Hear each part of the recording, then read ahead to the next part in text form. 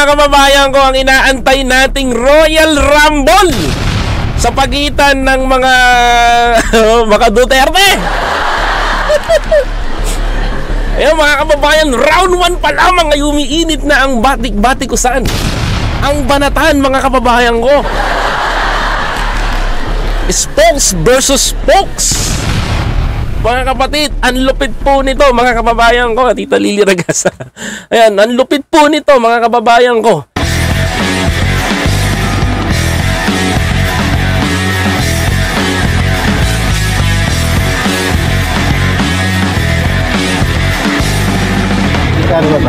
Magkano sir? Ang alin?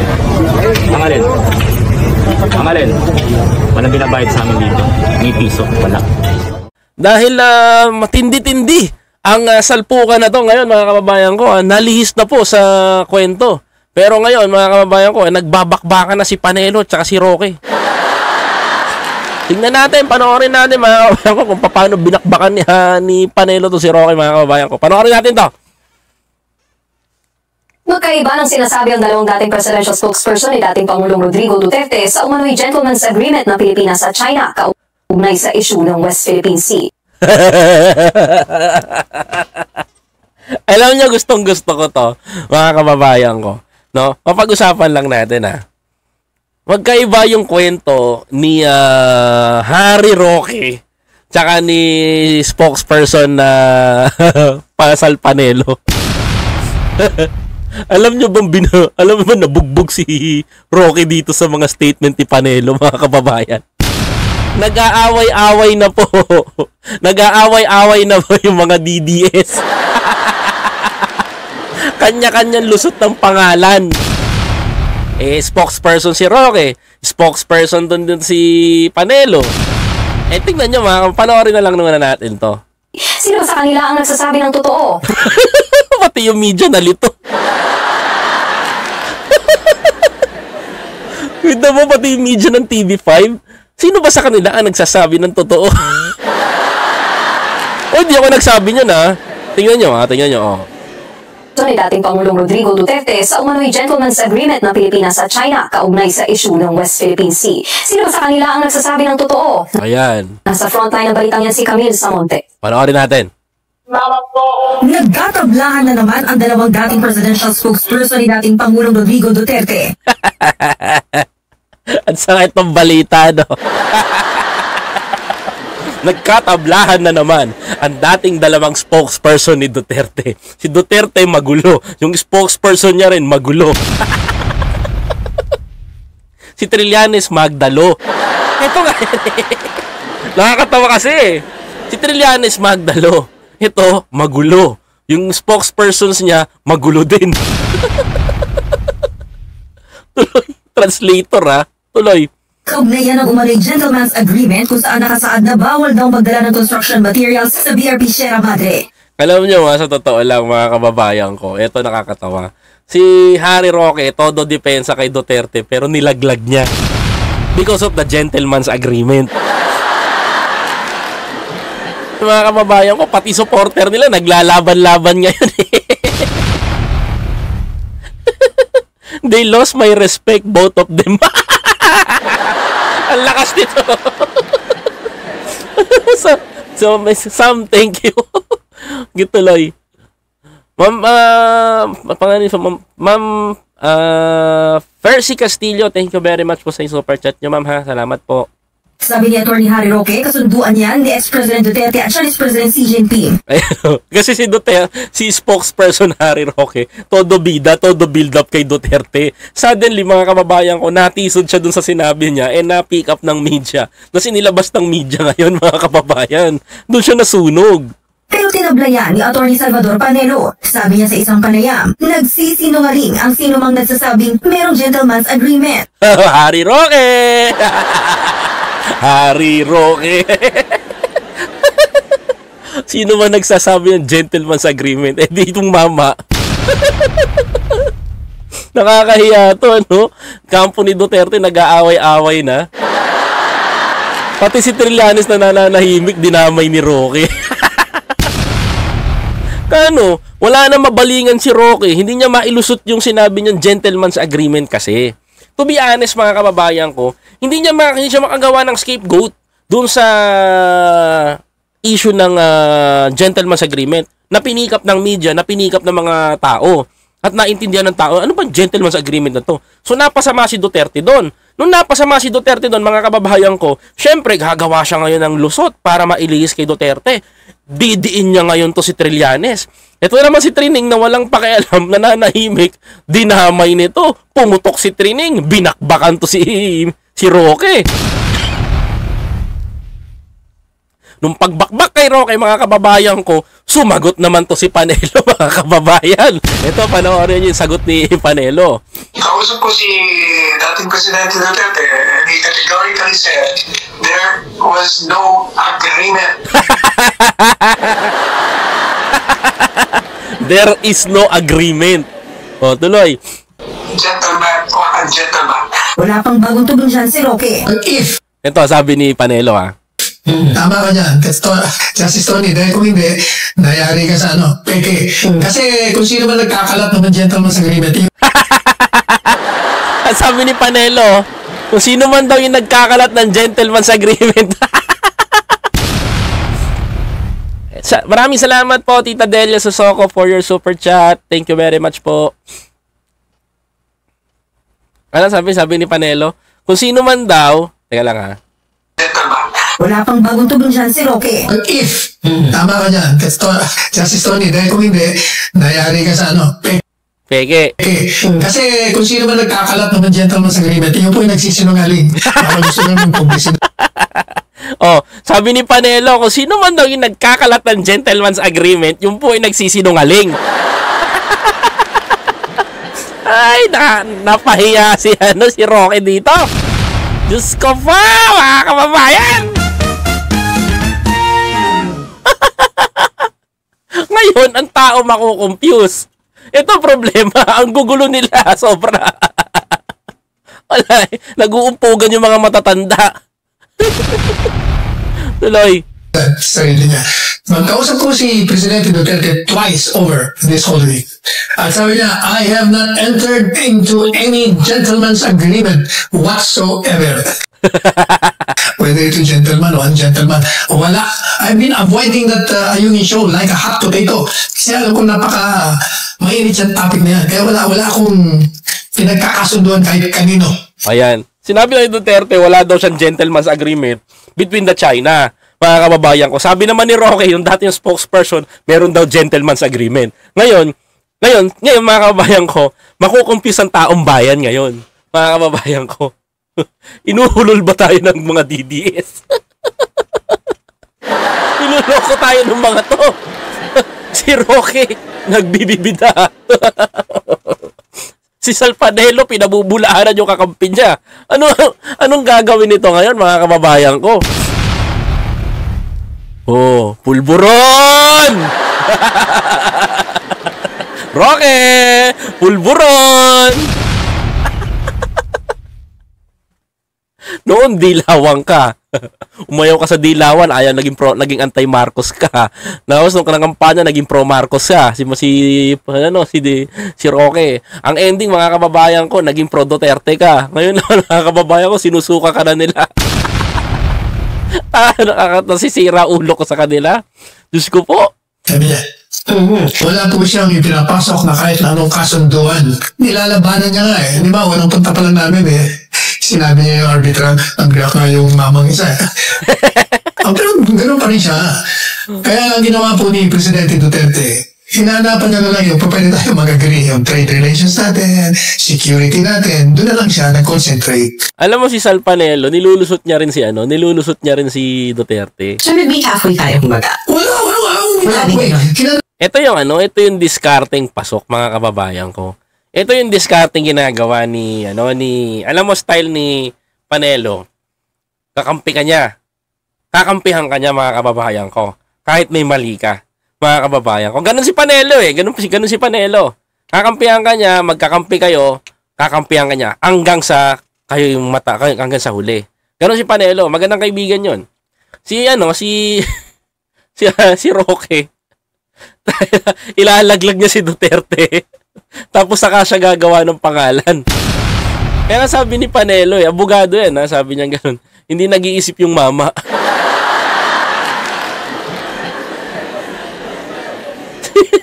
Yung matapang na sinungaling. Alam mo, tawan-tawa ako sa kanila. I can imagine na magrarambulan sila ngayon dito sa social media. Pag-uusapan sila ng taong bayan because of the words na ano. Ang mangyayari ngayon nito, alam nyo confusing. Bakit, mga kababayan ko? Sa tingin ninyo, anong ginawa nyo kay Pangulong Duterte? Sinira nyo si Pangulong Duterte. Even the family of Duterte family. Pinapakita nyo sa publiko na nagtatalo-talo kayo na wala kayong sariling kuman. Hindi mabibili bang tao sa inyo yan? Although maganda na malalaman ng tao, wala nagko-command sa inyo, pero ang nakakatawa dito, nag-aaway-away kayo. 'Di ba? Si Panelo nilaglag si Roque. Si Roque nilaglag si Duterte. Hindi nyo napansin yung domino effect nun? Mga kababayan ko? Because Roque is very confident na sabihin niya na si Duterte ay may gentleman's agreement. Even China, mga kababayan ko, na may sinasabing gentleman's agreement sila. And ito naman si Panelo, mga kababayan ko, mga kapatid, ito naman si Panelo, dinidepensahan si Duterte. Oh, kita nyo yung ginagawa nila? Magulo. Diba? Sobrang gulo. Even the supporters of President Duterte, sila ang mga nagtotoong nagbabangagan. Oh. 'Di ba, mga kababayan ko, ano masasabi nyo? Nag-aaway-away sila mga supporters si Duterte because hindi na nila alam eh. Even the vloggers of President Duterte, wala na akong makitang tama sa ginagawa nila. Mga kababayan ko. Even Badong Aratilis, pinanonood ko yung vlog niya. Wala na, saliwa na. Nagulat sila, nawindang sila, na nagkakaroon ng gurguran na ganyan. Di ba? Mamornina, parang hindi makapaniwala tong si Panelo. Hindi talaga ako maniniwala din. Kasi dinidepensa niya si Duterte. And si Roque naman, mga kababayan ko, nilalaglag niya si Duterte. Mga kababayan ko, sila naglalaglagan, to be honest. Mga kababayan ko, sila ang pumupukol sa isa't isa. Sila ang gumugurgur sa mga sarili nila. Ganun kadali yun, mga kababayan. Di ba? Sila ang gumugurgur sa sarili nila. Ang ending nito, mga kapatid, tandaan ninyo, sa 2020, 2025, magtatalo-talo to, promise. Oh, si Panelo, takip pa. Oh, si Harry Roque, pulburon pa more. Hindi kasi makinig si Harry sa GC ni Panelo eh. Yan ang problema, mga kababayan ko, nasa isang campus sila, nakikita sila ng tao. Nung panahon ng rally, na may pagka-unity sila. Pagdating ng end ng rally, mga kababayan ko, eto na sila. 'Di ba? Bakbakan na, gurguran na, upakan na sila. Paano sila paniniwalaan ng tao ngayon, mga kababayan? Wow, sana may ulyanin.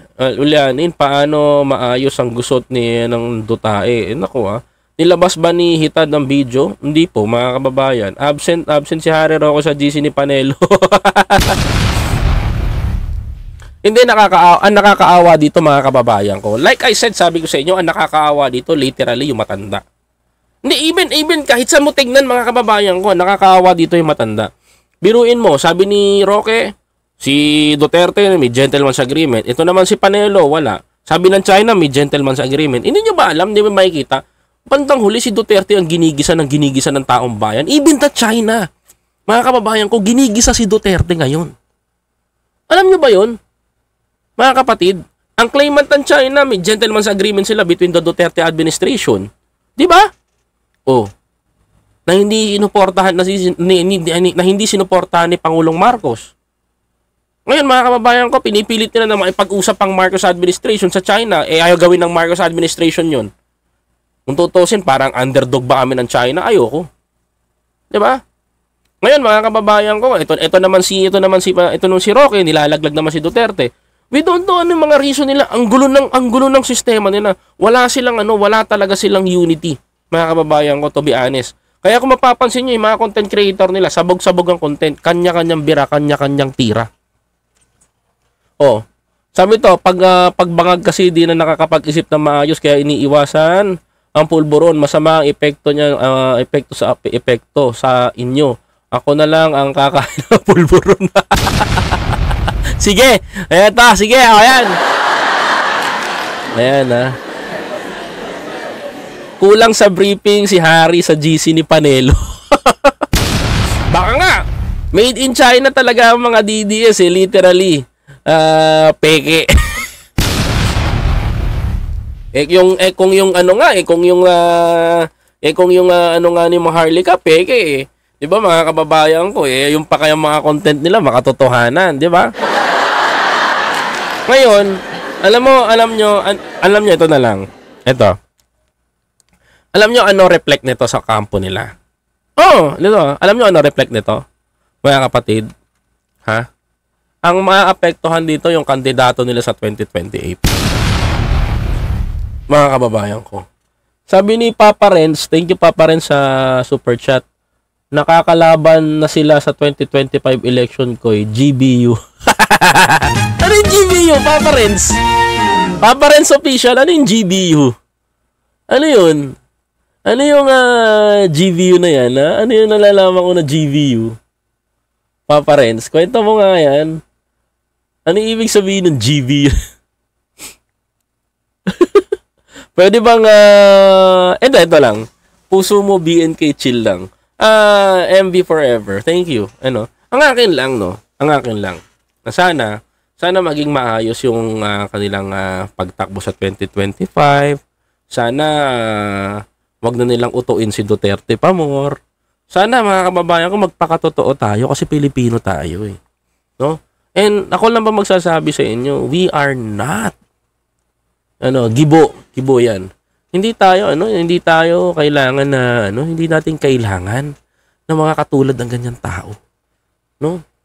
Even doon sa rally na pinopokus nila yung sinasabi nila sa mga tao na kailangan mga Duterte ang mauupo ulit sa 2020, sa 2028.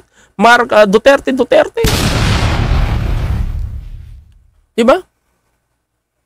Mga ganyan mga kababayan ko nakakatawa. Even dito mga kababayan ko, kasi sila nagtatalo-talo. So ibig sabihin kung ganyan ang ginagawa nila ngayon, wala sila sa posisyon. Nung nasa posisyon pa kaya, nagtatalo-talo rin ba sila? Mga kababayan ko. Hindi ko ako tatanungin ninyo. Before ako before tayo mag-end. Kung ako tatanungin nyo, hindi na ako boboto ng Duterte. Literally. Sorry to say these words, no? Mga kababayan ko. Hindi na ako boboto ng Duterte. Bakit ako di boboto ng Duterte? Mga kababayan ko. Kita nyo nangyari sa bansa natin eh. For the fast. Ang daming umabuso. Daming bumakbak sa atin. Daming gumera sa atin. Diba? Daming naging problema. Although successful mga kababayan ko yung natin, war on drugs. Sinasabi nila. But may pangit pa rin may sira pa rin Yung sira na yun, yung lamat na hindi na mawawala. Mga kababayan ko. Even the 51 billion, the 2.92 billion pondo. Mga kababayan ko, hindi na ako maghahalal ng ganun. Nakakadala, nakakatakot, ayoko na. Mga kababayan ko. If you agree on me, hindi ko kayo pinipilit, pero ako buo na decision ko. On my own opinion, ayoko na. Natatakot na ako. Not for myself, for the many innocent Filipino. Mga kababayan, yan ang nakakalungkot na masakit na katotohanan. Yan, mga kababayan ko sa totoo lang. Kasi, yung mga gabinete nila way back dati, tingnan nyo, nagtatalo-talo. Bakit? Kanya-kanyang kamkamang kasi. Mga kababayan ko, yung sinasabi ng ABS-CBN na bulok yung sistema ng Duterte administration. Baka nga totoo, mga kababayan ko, kasi ito yung nangyayari. Mga kababayan ko. Diba? Kaya, mga kababayan ko, maging maging vigilante po kayo. We don't know, mahaba pa yung panahon. But for me, mga kababayan ko, nadala na po ako sa mga Duterte. Siguro kung may tatakbo man siguro sa pagka-presidente, if ever Gibo Chodoro is running for president, iboboto ko yun. Yung po ang totoo doon, mga kababayan ko. Kuya Papa Renz, salamat sa iyo, Papa Renz. Thank you very much for your super chat. If ever natatakbo si Gibocho Doro at walang tatakbong Martin, I go for Gibocho Doro. That's a final. Mas okay pa 'yon kaysa dun sa Duterte. That's it. That's final. That's my decision.